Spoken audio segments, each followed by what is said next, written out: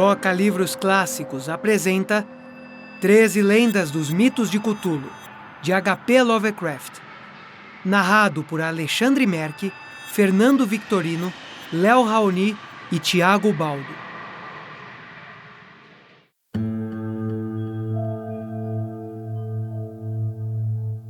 Dagon, narrado por Léo Raoni. Escrevo debaixo de grande pressão, pois esta noite não existirei mais. Sem um tostão e no fim do suprimento da droga que torna a vida suportável, não posso mais suportar a tortura. Irei me jogar pela janela deste sótão para a rua esquálida abaixo. Não ache que, pela minha escravidão à morfina, sou um fraco ou um degenerado. Depois de ler essas páginas rabiscadas às pressas, você pode adivinhar, embora nunca entenda totalmente, porque preciso esquecer ou morrer. Foi em uma das partes mais abertas e menos frequentadas do amplo Pacífico que o navio do qual era encarregado foi vítima do navio de guerra alemão. A Grande Guerra estava no início, e as forças oceânicas dos Hunos ainda não haviam afundado na degradação posterior.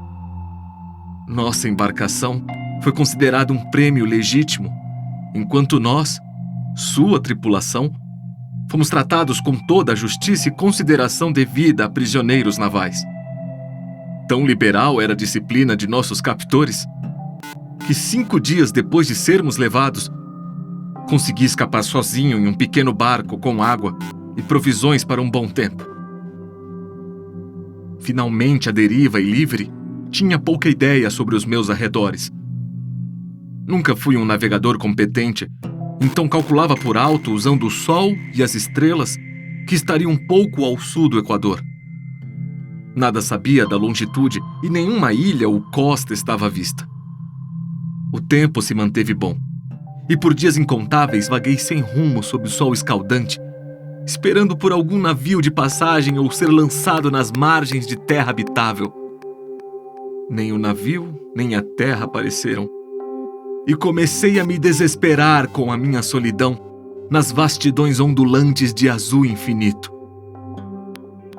A mudança aconteceu enquanto eu dormia.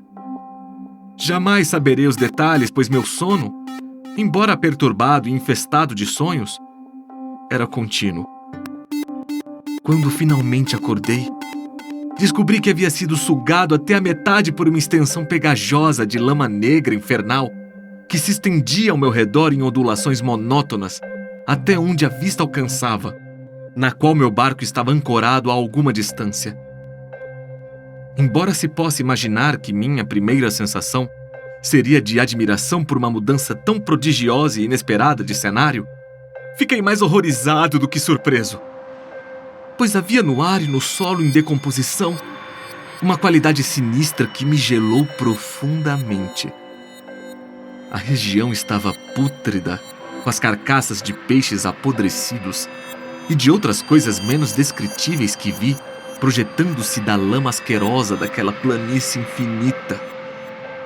Talvez eu não deva ter esperança de expressar em meras palavras a hediondez indizível que pode habitar o silêncio absoluto e a imensidão estéril. Não havia nada a ser ouvido, ou a ser visto, exceto um vasto domínio de gosma negra. No entanto, a própria integração da quietude com a homogeneidade da paisagem me oprimia com um medo nauseante. O sol ardia em um céu que parecia quase negro em sua crueldade sem nuvens, refletindo o pântano escuro sob meus pés. Enquanto me arrastava para dentro do barco encalhado, percebi que apenas uma teoria poderia explicar minha posição. Por causa de uma agitação vulcânica sem precedentes, uma parte do fundo do oceano teria sido lançada à superfície, expondo regiões que por inúmeros milhões de anos permaneceram escondidas nas insondáveis profundidades aquáticas. Tão grande era a extensão da nova terra surgida abaixo de mim, que não detectei o mais leve ruído do oceano revolto, por mais que apurasse meus ouvidos. Nem havia qualquer ave marinha para alimentar-se das coisas mortas. Por várias horas fiquei sentado, pensando ou meditando, no barco deitado de lado, oferecendo uma sombra suave enquanto o sol se movia no céu. Conforme o dia avançava, o solo perdia um pouco da viscosidade e parecia que secaria o suficiente para poder caminhar em pouco tempo. Dormi pouco naquela noite. E no dia seguinte preparei uma mochila com comida e água, pronto para uma viagem por terra em busca do mar desaparecido e de um possível resgate. Na terceira manhã, descobri que o solo estava seco o suficiente para caminhar com facilidade. O cheiro dos peixes era enlouquecedor. Mas estava preocupado com coisas mais graves para me incomodar com um mal tão insignificante, e parti corajosamente até um objetivo desconhecido. Durante todo o dia, avancei para o oeste, guiado por um montículo distante que se erguia mais alto do que qualquer outra elevação no deserto irregular. Acampei naquela noite, e no dia seguinte ainda viajei em direção ao outeiro. Embora este parecesse apenas um pouco mais próximo do que quando o avistei pela primeira vez. Na quarta noite, cheguei à base do monte, muito mais alto do que parecia a distância. Um vale destacando-se em relevo mais nítido da superfície geral. Cansado demais para subir, dormi na sombra da colina. Não sei por que meus sonhos foram tão loucos naquela noite. Mas antes que a fantástica lua minguante se erguesse muito acima da planície oriental, acordei suando frio, decidido a não dormir mais. As visões que eu tive foram demais para suportar novamente. E ao luar vi como fora imprudente viajar durante o dia. Sem o brilho do sol escaldante, minha viagem teria me custado menos energia. Naquele momento mesmo, eu me sentia perfeitamente capaz de realizar a subida de que desistira ao pôr do sol. Pegando minha mochila, parti para o topo da elevação. Disse que a monotonia ininterrupta da planície ondulante gerava um vago horror em mim. Mas meu horror foi maior quando cheguei ao topo e olhei para baixo do outro lado, para um fosso ou desfiladeiro imensurável, cujos recessos sombrios a lua ainda não estava alto o suficiente para iluminar. Eu me senti no limiar do mundo, espiando por cima da borda para um caos insondável de noite eterna. No meio do meu terror, corriam curiosas reminiscências do paraíso perdido e da horrível escalada de Satanás pelos reinos das trevas. Conforme a lua subia alto no céu, percebi que as encostas do vale não eram tão perpendiculares como imaginara. Saliências e afloramentos rochosos proporcionavam apoios fáceis para os pés em uma descida, e após uma queda de algumas centenas de pés, a inclinação tornava-se muito gradual. Impelido por um impulso que não posso analisar, desci com dificuldade as rochas e parei na encosta mais suave abaixo, olhando para as profundezas estígias onde nenhuma luz penetrara ainda. De repente, minha atenção foi capturada por um vasto objeto na encosta à frente, que se erguia abruptamente a cerca de 100 metros. Um objeto que brilhava branco sob os raios recém-alcançados da lua ascendente. Era apenas um gigantesco pedaço de pedra, logo disse para mim mesmo. Mas eu estava ciente da nítida impressão de que seu contorno e posição não eram inteiramente obra da natureza.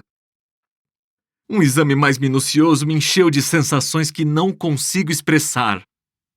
Pois apesar da enorme magnitude e posição, em um abismo que se abria no fundo do mar desde que o mundo era jovem, percebi sem sombra de dúvida que o estranho objeto era um monólito bem formado, cujo imenso volume conhecia o trabalho e talvez a adoração de criaturas vivas e pensantes. Aturdido e assustado, mas com um pouco do deleite de um cientista ou arqueólogo, examinei mais de perto os meus arredores. A lua, perto do zênite, brilhava estranha e vívida acima das montanhas altas que cercavam o abismo, revelando um extenso corpo de água fluindo no fundo, serpenteando para fora de minha visão em ambas as direções, quase lambendo meus pés.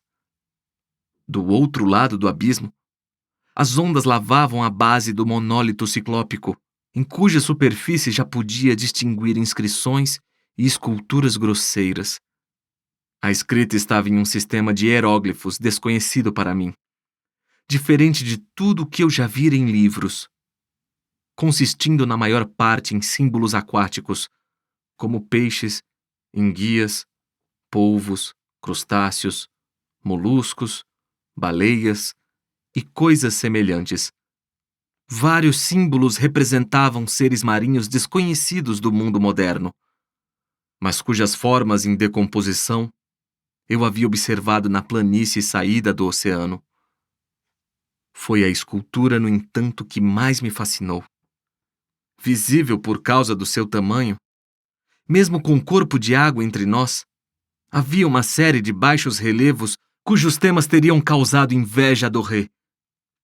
Creio que representariam homens ou algum tipo de homem, embora as criaturas fossem mostradas se divertindo como peixes nas águas de uma gruta marinha, ou prestando homenagem em um santuário monolítico que também parecia estar submerso. Sobre rostos e formas, não me atrevo a falar com detalhes, pois a mera lembrança me faz desmaiar. Grotescos além da imaginação de um Poe ou Bower, eram terrivelmente humanos em suas silhuetas, apesar de mãos e pés palmados, lábios surpreendentemente largos e flácidos, olhos vítreos salientes e outras características ainda menos agradáveis de lembrar. Pareciam esculpidos fora de proporção com seu cenário pitoresco, pois uma das criaturas era apresentada mostrada no ato de matar uma baleia apenas um pouco maior do que ele. Observei, como disse, seu tamanho grotesco e estranho, porém logo concluí que eram apenas deuses imaginários de alguma tribo primitiva, de pescadores ou navegantes, uma tribo cujo último descendente havia perecido eras antes do nascimento do primeiro ancestral do Piltdown ou do Neandertal. Apavorado com esse vislumbre inesperado de um passado, além das suspeitas do mais ousado antropólogo, refletia enquanto a lua lançava estranhos reflexos no canal silencioso à minha frente. De repente, eu vi, com apenas uma leve agitação para marcar sua ascensão, a coisa irrompeu no meu campo de visão saindo das águas escuras. Asqueroso e imenso como o ciclope Polifemo, disparou como um monstro de pesadelos para o monólito, sobre o qual lançava seus braços escamosos, enquanto curvava sua cabeça hedionda e dava vazão a sons pensados. Acho que foi então que enlouqueci. Minha subida frenética da encosta e do penhasco, e minha jornada delirante de volta ao barco encalhado deixaram poucas lembranças. Acredito que cantei muito e ria de forma estranha quando não conseguia cantar. Tenho memórias vagas de uma grande tempestade algum tempo depois de chegar ao barco. Pelo menos sei que ouvi estrondos de trovões e outros tons que a natureza pronuncia apenas em seu estado de espírito mais selvagem. Quando saí das sombras, estava em um hospital de São Francisco, levado pelo capitão do navio americano que recolhera meu barco no meio do oceano. Em meu delírio, falei muito, mas descobri que minhas palavras receberam pouca atenção. Meus salvadores nada sabiam sobre convulsões terrestres no Pacífico, e julguei desnecessário insistir em algo em que eles não podiam acreditar. Certa vez, procurei um famoso etnólogo e o diverti com perguntas peculiares sobre a antiga lenda filisteia de Dagon, o deus peixe, mas logo percebi que ele era convencional e não insisti em minhas indagações. É a noite, especialmente quando a lua está minguante, que vejo a coisa. Tentei a morfina, mas a droga deu apenas uma interrupção temporária e me puxou para suas garras como um escravo desesperado. Por isso encerrar tudo agora, tendo escrito um relato completo para informação ou a diversão desdenhosa de meus semelhantes. Muitas vezes me pergunto se não teria sido um fantasma, um mero surto de febre enquanto estava deitado sob o sol e delirando no barco aberto após minha fuga do navio de guerra alemão. Eu me pergunto, mas sempre surge diante de mim uma visão muito vívida em resposta. Não consigo pensar no fundo do mar sem estremecer com as coisas sem nome que podem, neste exato momento, estar rastejando e se debatendo em seu leito viscoso, adorando seus ídolos de pedra antigos e esculpindo suas próprias figuras detestáveis em obeliscos submarinos de granito encharcado. Sonho com um dia em que se elevem acima das ondas para arrastar para baixo em suas garras fedorentas os restos da humanidade frágil e exausta pela guerra. Um dia em que a terra afundará e o fundo do oceano escuro acenderá em meio a um pandemônio universal. O fim está próximo. Ouço um barulho na porta, como se um imenso corpo escorregadio se movesse pesadamente contra ela. Não deve me encontrar. Deus! Essa mão! A janela! A janela! Nyarlathotep, narrado por Fernando Victorino. Nyarlathotep, o caos rastejante. Eu sou o último. Eu direi ao vazio do público. Não me lembro bem quando começou, mas foi há meses. A tensão em geral era horrível. Uma temporada de turbulência política e social, a qual foi adicionada uma apreensão estranha e taciturna de perigo físico horrível. Um perigo generalizado e abrangente. Um perigo como o que só pode ser imaginado nos mais terríveis fantasmas da noite. Lembro-me de que o povo perambulava com os rostos pálidos e preocupados, sussurrando avisos e profecias que ninguém ousava repetir conscientemente ou admitir para si mesmo ter ouvido. Um sentimento de culpa monstruosa pairava sobre a terra, e dos abismos entre as estrelas vinham correntes frias que faziam os homens estremecer em lugares escuros e solitários. Houve uma alteração demoníaca na sequência das estações. O calor do outono prolongou-se assustadoramente, e todos sentiram que o mundo, talvez o universo, havia passado do controle de deuses ou forças conhecidas para o de deuses ou forças desconhecidas. Então Nyarlathotep saiu do Egito. Quem era, ninguém poderia dizer, mas tinha o antigo sangue nativo e parecia um faraó. Os Fellahin ajoelhavam-se ao vê-lo, mas não sabiam explicar o motivo. Disse que emergira da escuridão de 27 séculos e que ouvira mensagens de lugares fora deste planeta. Pelas terras da civilização avançou Nyarlathotep, moreno, esguio e sinistro, sempre comprando estranhos instrumentos de vidro e metal e combinando-os em instrumentos ainda mais estranhos. Ele falava muito das ciências, da eletricidade e da psicologia, e dava exibições de poder que deixaram seus espectadores sem palavras, aumentando sua fama a uma dimensão excessiva. Os homens diziam aos outros para ver Nyarlathotep e estremeciam. Onde Nyarlathotep fosse, o descanso sumia, pois as horas mortas eram dilaceradas por gritos de pesadelo. Antes, os gritos de pesadelo nunca foram um problema tão público. Agora, os sábios quase desejavam ter o poder de proibir o sono de madrugada, para que os gritos das cidades perturbassem de forma menos horrível a lua pálida e compassiva que brilhava nas águas verdes, deslizando sob pontes e velhas torres despencando contra um céu doentio. Lembro-me de quando Nyarlathotep veio até a minha cidade, a grande, velha e terrível cidade de crimes incontáveis. Meu amigo havia me falado sobre ele, sobre a fascinação impetuosa e sedutora de suas revelações, e eu ardia com vontade de explorar seus mistérios mais escondidos.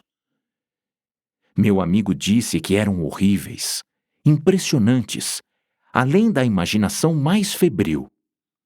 O que era jogado em uma tela na sala escura profetizava coisas que ninguém, exceto Nyarlathotep, ousou profetizar, e que ao som de suas faíscas foi tirado dos homens o que nunca fora tirado antes, mostrado apenas nos olhos.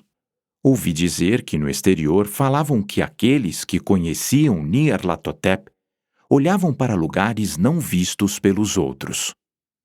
Foi no quente outono que passei a noite com a multidão inquieta para ver Nyarlathotep, através da noite causticante e subindo escadas intermináveis até a sala sufocante. Como silhuetas em uma tela, vi formas encapuzadas em meio a ruínas e rostos amarelos malignos espiando por trás de monumentos tombados. Vi o mundo lutando contra a escuridão, contra as ondas de destruição dos confins do espaço, rodopiando, agitando-se, lutando contra o sol que escurecia e esfriava. Em seguida, as faíscas passaram ao redor das cabeças dos espectadores. Os cabelos se arrepiaram enquanto sombras mais grotescas do que posso descrever surgiram e se agacharam nas cabeças. E quando eu, mais frio e científico do que os demais, murmurei um protesto trêmulo sobre farsas e eletricidade estática, Nyarlathotep nos expulsou, pelas vertiginosas escadas abaixo até as ruas úmidas, quentes e desertas da meia-noite. Gritei em voz alta que eu não estava com medo, que eu nunca poderia ter medo, e outros gritaram comigo como conforto. Juramos uns aos outros que a cidade era exatamente a mesma, ainda viva. Quando as luzes elétricas começaram a falhar, amaldiçoamos a companhia várias vezes e rimos das caras esquisitas que fizemos. Acho que sentimos algo descendo da lua esverdeada, pois quando passamos a depender de sua luz, criamos curiosas formações involuntárias, como se soubéssemos nossos destinos, embora não ousássemos pensar nisso. Uma vez, olhamos para o pavimento e encontramos os blocos soltos, deslocados pela grama, com apenas uma linha de metal enferrujado mostrando por onde os bondes haviam passado. E de outra vez, vimos um bonde solitário, sem janelas, dilapidado, quase virado. Quando olhamos para o horizonte ao nosso redor, não conseguimos encontrar a terceira torre à beira-rio, e percebemos que a silhueta da segunda torre estava irregular no topo. Então nos dividimos, em colunas estreitas, cada uma das quais atraída para uma direção diferente. Uma desapareceu à esquerda, em um beco estreito, deixando apenas o eco de um gemido chocante. Outra preencheu a entrada do metrô tomada pelo mato, uivando em uma risada enlouquecida. Minha coluna foi sugada na direção do campo, e logo senti um arrepio que não era do calor do outono. Enquanto espreitávamos na charneca escura, ao nosso redor, contemplávamos o infernal brilho da lua na neve maligna. Neves sem explicação ou origem, varridas em uma única direção, onde ficava um abismo ainda mais sombrio por ter paredes cintilantes. A coluna parecia mesmo muito fina enquanto penetrava sonhadoramente no fosso. Fiquei para trás, pois o buraco escuro na neve esverdeada era assustador, e achei ter ouvido as reverberações de um lamento perturbador enquanto meus companheiros sumiam. Mas minha capacidade de resistir era limitada. Como se chamado por quem tinham ido atrás, quase flutuei entre os montes de neve titânicos, tremendo e assustado, até o vórtice inescrutável do inimaginável. Gritantemente senciente, estupidamente delirante, apenas os deuses que existiam podem falar. Sombra nauseada, sensível, contorcendo-se em mãos que não são mãos, e girando cegamente, passando por medonhas meia-noites de criação apodrecida, os cadáveres de mundos mortos com feridas que foram cidades, ventos funestos que roçam as estrelas pálidas e as fazem piscar sem força. Além dos mundos, fantasmas vãos de coisas monstruosas, colunas meio vistas de templos dessacralizados que repousam em rochas sem nome sob o espaço e se estendem pelo vácuo vertiginoso acima das esferas de luz e escuridão. Através desse cemitério revoltante do universo, a batida abafada e enlouquecedora de tambores, o gemido monótono e fino de flautas blasfemas, de câmaras inconcebíveis e escuras além do tempo, as detestáveis batidas e entoações que fazem dançar lenta, desajeitada e absurdamente os gigantescos e tenebrosos deuses supremos, as gárgulas sem visão, sem voz e sem mente cuja alma é Nyarlathotep.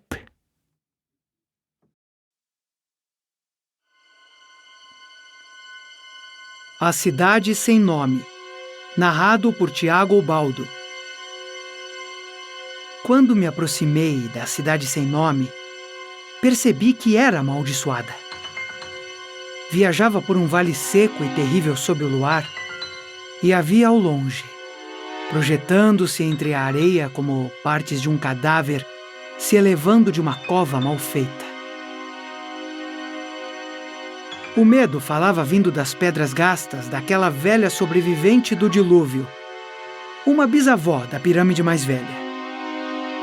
E uma aura sem visão me repeliu, ordenando que eu me retirasse dos segredos antigos e sinistros que nenhum homem deveria ver e nenhum outro homem jamais ousara ver. Nos confins do deserto da Arábia fica a cidade sem nome, em ruínas, inarticulada. Os muros baixos quase escondidos por areias de eras incontáveis. Deve estar assim desde antes das primeiras pedras de Mênfis serem colocadas, quando os tijolos da Babilônia ainda não estavam cozidos. Não existe lenda antiga o bastante para lhe dar um nome ou que se lembre que um dia esteve viva. Mas é falado em sussurros ao redor de fogueiras de acampamento e murmurado por avós nas tendas de cheques, de modo que todas as tribos a evitam sem saber totalmente por quê.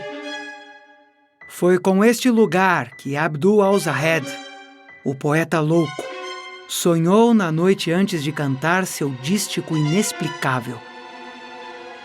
Não está morto aquilo que jaz eternamente. E depois das eras estranhas, até a morte pode morrer. Eu deveria saber que os árabes tinham bons motivos para evitar a cidade sem nome, a cidade relatada em histórias estranhas, mas jamais vista por um homem vivo.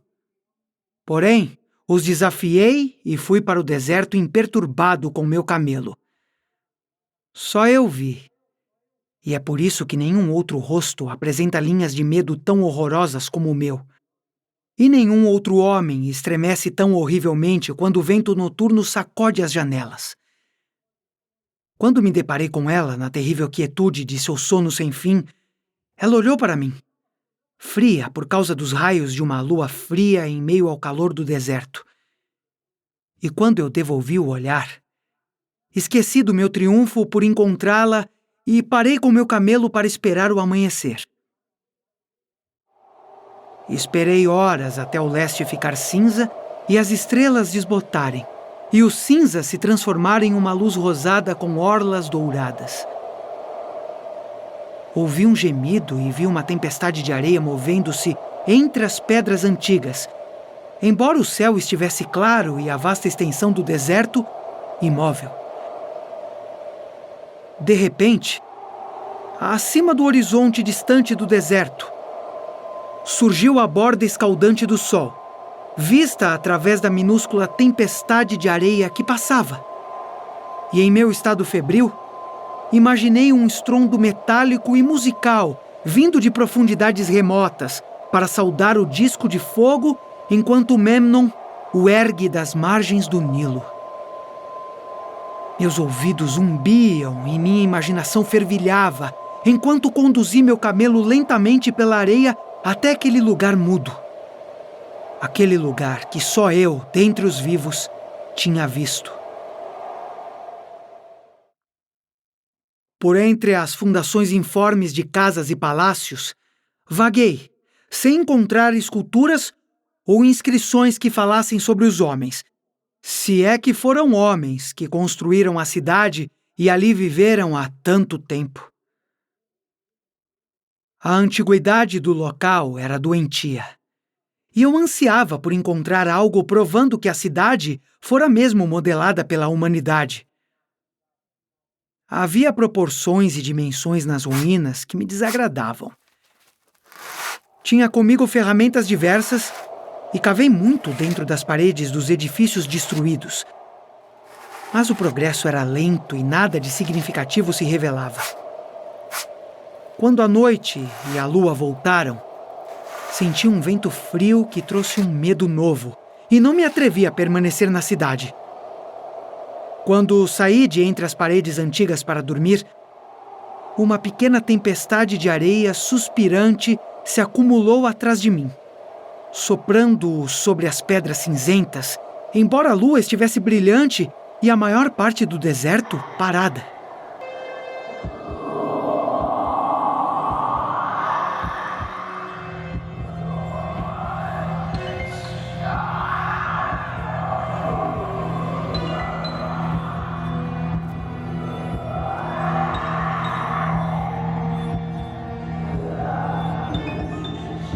Acordei de madrugada de um desfile de sonhos horríveis. Os ouvidos zumbindo como ressoando algum repique metálico. Eu vi o sol brilhando vermelho através das últimas rajadas de uma pequena tempestade de areia que pairava sobre a cidade sem nome e marcava a quietude do resto da paisagem. Mais uma vez me aventurei dentro das ruínas taciturnas que se avolumavam sob a areia como um ogro sob uma colcha, e novamente cavei, em vão, em busca de relíquias da raça esquecida. Ao meio-dia, descansei, e à tarde passei muito tempo traçando as paredes, as ruas antigas e os contornos dos edifícios quase desaparecidos. Eu vi que a cidade tinha sido realmente poderosa, e me perguntei as fontes de sua grandeza. Para mim mesmo, imaginei todos os esplendores de uma era tão distante que a Caldeia não conseguia se lembrar.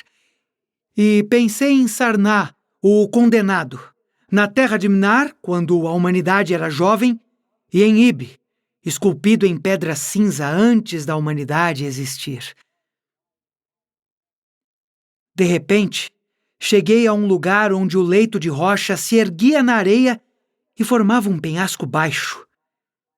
E vi com alegria algo que prometia mais vestígios do povo antediluviano. Erguidas rudemente na face do penhasco, haviam as inconfundíveis fachadas de pedra de várias casas ou templos pequenos e atarracados, cujos interiores podem preservar segredos de idades remotas demais para cálculos, embora as tempestades de areia há muito tenham apagado quaisquer esculturas que possam ter estado do lado de fora. Todas as aberturas escuras perto de mim eram muito baixas e estavam sufocadas pela areia, mas limpei uma com minha pá e rastejei por ali, carregando uma tocha para revelar quaisquer mistérios que pudesse conter. Quando entrei, vi que a caverna era de fato um templo, com sinais claros da raça que ali viveu e adorou antes que o deserto fosse um deserto. Os altares, pilares e nichos primitivos, todos curiosamente baixos, não estavam ausentes. E embora eu não tenha visto esculturas nem afrescos, havia muitas pedras estranhas esculpidas em símbolos por meios artificiais. A baixeza da câmara cinzelada era muito estranha, pois mal podia ficar de joelhos, mas a área era tão grande que minha tocha mostrava apenas uma parte de cada vez. Estremeci de forma estranha em algum dos cantos distantes, pois alguns altares e pedras sugeriam ritos esquecidos de natureza terrível, revoltante e inexplicável, e me fizeram pensar que tipo de homem poderia ter feito e frequentado tal templo. Depois de ver tudo o que o lugar continha, rastejei para fora novamente, ávido por descobrir o que os outros templos poderiam conter. A noite já se aproximava, mas as coisas tangíveis que eu tinha visto tornavam a curiosidade mais forte do que o medo. Então não fugi das longas sombras lançadas pela lua que me assustaram quando vi a cidade sem nome pela primeira vez.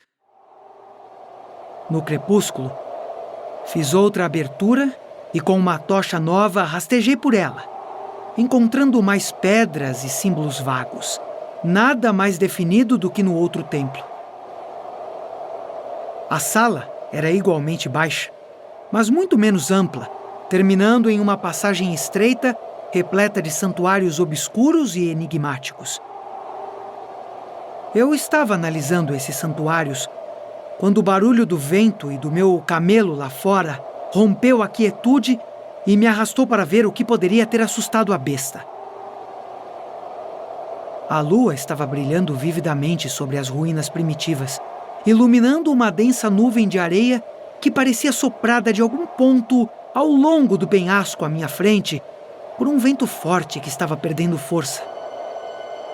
Sabia que esse vento frio e arenoso havia perturbado o camelo e estava prestes a conduzi-lo a um lugar mais seguro, quando por acaso olhei para cima e vi que não havia vento no topo do penhasco. Isso me surpreendeu e me deixou com medo novamente, mas logo me lembrei dos repentinos ventos locais que tinha visto e ouvido antes, ao amanhecer e ao pôr do sol, e julguei que fosse uma coisa normal. Decidi que vinha de alguma fissura na rocha que levava a uma caverna, e observando a areia turbulenta para rastreá-la até sua origem, logo percebi que vinha do orifício negro de um templo a uma longa distância ao sul de mim, quase fora de vista. Contra a nuvem de areia sufocante, arrastei-me em direção a este templo, que à medida que me aproximava parecia maior do que os outros, e mostrava uma porta bem menos obstruída com a areia endurecida. Eu teria entrado se a força terrível do vento gelado não tivesse quase apagado minha tocha. Saía enlouquecido pela porta escura, suspirando estranhamente enquanto agitava a areia e se espalhava pelas ruínas estranhas. Logo ficou mais fraco e a areia mais e mais quieta, até que finalmente tudo estava em repouso novamente. Mas uma presença parecia espreitar entre as pedras espectrais da cidade. E quando olhei para a lua, ela tremia como se espelhada em águas turbulentas. Fiquei com mais medo do que posso explicar, mas não o suficiente para entorpecer minha sede por maravilhas. Então, assim que o vento cessou, cruzei para a câmara escura de onde ele havia vindo. Este templo, como imaginei por fora, era maior do que os anteriores, e era presumivelmente uma caverna natural, uma vez que recebia ventos de alguma região além. Ali pude ficar em pé, mas vi que as pedras e os altares eram tão baixos quanto os dos outros templos. Nas paredes e no telhado, vi pela primeira vez vestígios da arte pictórica da raça antiga, curiosos riscos de tinta quase desbotados ou esfarelados. E em 2 dos altares, vi com crescente excitação um labirinto de esculturas curvilíneas bem feitas.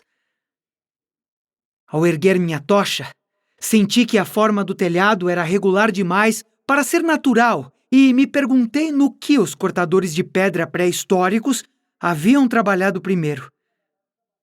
Sua habilidade de engenharia deve ter sido vasta. Um clarão mais forte da chama fantástica mostrou-me a forma que eu procurava, a abertura para os abismos mais remotos de onde o vento repentino soprara. E fiquei tonto quando vi que era uma porta pequena e claramente artificial, esculpida na rocha sólida. Coloquei minha tocha lá dentro, vendo um túnel preto com telhado em arco baixo sobre um lance irregular de degraus muito pequenos, numerosos e íngremes. Sempre verei esses degraus em meus sonhos, pois vinha a aprender o que significavam. Na época, mal sabia se devia chamá-los de degraus ou meros apoios para os pés em uma descida abrupta. Minha mente girava em pensamentos loucos, e as palavras de advertência dos profetas árabes pareciam flutuar pelo deserto, desde as terras conhecidas pelos homens até a cidade sem nome que eles não ousam conhecer. Ainda assim, hesitei apenas um momento antes de avançar pelo portal e começar a descer cautelosamente pela passagem íngreme, os pés primeiro, como se estivesse mesmo em uma escada. Apenas nos terríveis fantasmas das drogas ou dos delírios, outro homem qualquer poderia ter uma queda como a minha. A passagem estreita conduzia infinitamente para baixo, como um poço horrível e mal assombrado, e a tocha que segurava acima da minha cabeça não conseguia iluminar as profundezas desconhecidas para as quais estava rastejando. Perdi a noção das horas e esqueci de consultar meu relógio, embora tenha ficado assustado ao pensar na distância que estaria percorrendo. Houve mudanças de direção e inclinação, e cheguei a uma passagem longa e baixa, onde tive que primeiro tatear com os pés ao longo do chão rochoso, segurando minha tocha com o braço estendido além da minha cabeça. O lugar não era alto o suficiente para ficar de joelhos. Depois, mais degraus íngremes, e ainda estava descendo interminavelmente quando minha tocha falhou. Acho que não percebi na hora, pois quando notei, ainda segurava bem acima de mim, como se estivesse em chamas. Eu estava bastante desequilibrado, com aquele instinto para o estranho e o desconhecido que me tornaram um andarilho na terra e um caçador de lugares longínquos, antigos e proibidos. Na escuridão, lampejaram diante de minha mente fragmentos de meu precioso tesouro da tradição demoníaca. Sentenças de Al-Zahed, o árabe louco, parágrafos dos pesadelos apócrifos de Damácios e versos infames do delirante Image du Monde, de Gautier de Metz. Repeti trechos estranhos e murmurei sobre Afrasiab e os demônios que flutuavam com ele pelo Oxus.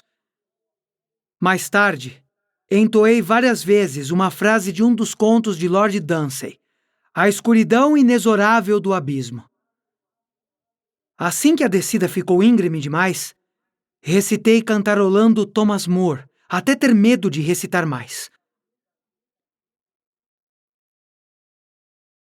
Um reservatório de escuridão preto, como caldeirões das bruxas preenchidos, com drogas lunares destiladas no eclipse. Inclinando-me para ver se o pé poderia passar por aquele abismo, eu vi por baixo, até onde a visão podia explorar, os lados lisos como vidro, parecendo estarem apenas envernizados, com aquele breu escuro, o trono da morte, exibe sua costa viscosa. O tempo havia deixado de existir quando meus pés encontraram de novo um chão nivelado, e cheguei em um lugar um pouco mais alto do que os cômodos dos 2 templos menores, tão incalculavelmente acima da minha cabeça.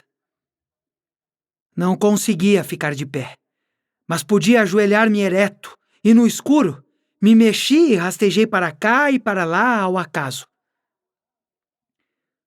Logo concluí que estava em uma passagem estreita, cujas paredes eram revestidas de caixas de madeira com frentes de vidro. Ao sentir, naquele lugar paleozoico e abismal, coisas como madeira polida e vidro, estremeci com as possíveis implicações. As caixas estavam dispostas ao longo de cada lado em intervalos regulares, e eram oblongas e horizontais, horrivelmente similares a caixões em formato e tamanho. Quando tentei mover 2 ou 3 para um exame mais aprofundado, descobri que estavam presos com firmeza. Vi que era uma passagem longa, então cambaleei à frente rapidamente em uma corrida rastejante que teria parecido horrível se algum olhar me observasse na escuridão. Indo às vezes de um lado para o outro para sentir os arredores e ter certeza de que as paredes e fileiras de caixas ainda continuavam. O homem está tão acostumado a pensar visualmente que quase esqueci a escuridão e imaginei o interminável corredor de madeira e vidro, em sua monotonia rebaixada como se o tivesse visto. Então, em um momento de emoção indescritível, eu o vi. Não sei dizer exatamente quando minha fantasia se fundiu à visão real, mas surgiu um brilho gradual à frente, e de repente notei que via os contornos indistintos do corredor e das caixas, revelados por alguma fosforescência subterrânea desconhecida. Por um tempo, tudo foi exatamente como eu imaginava, já que o brilho era muito fraco. Mas conforme eu continuava tropeçando na luz mais forte, percebi que minha imaginação tinha sido frágil. Esperamos que você tenha gostado desta prévia. Para continuar ouvindo este audiolivro no Google Play Livros, use o link na descrição do vídeo.